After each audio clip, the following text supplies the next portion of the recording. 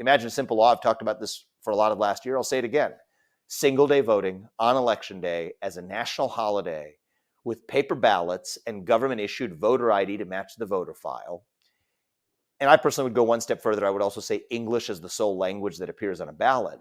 That's not controversial. That's common sense. And if we pass that through, I will pledge to do whatever I can to lead my side of the aisle, the Republican Party, and not even my side of the aisle, but Americans across the board, to move on from complaining about stolen elections. Nobody wants to or should want to be complaining about stolen elections.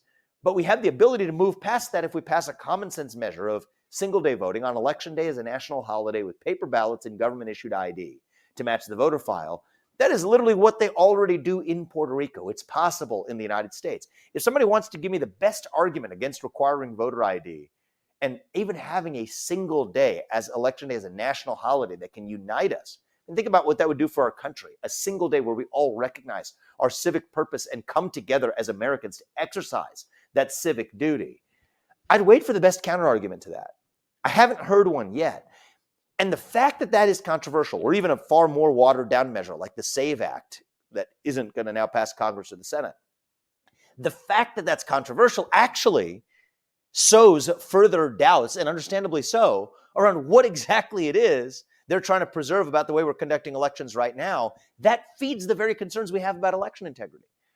So I had an idea, and I posted it this week on social media. I've talked about it publicly in the press.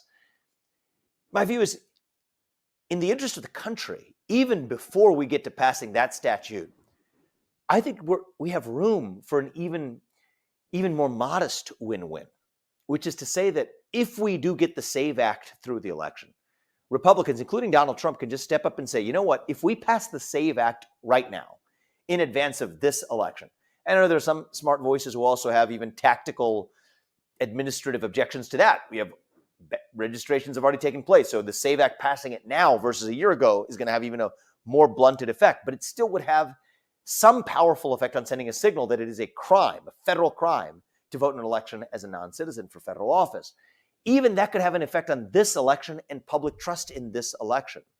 If we pass the SAVE Act right now, I think both sides, Republicans and Democrats, ought to make a public pledge in conjunction with that to say that neither side is going to complain about a stolen election afterwards.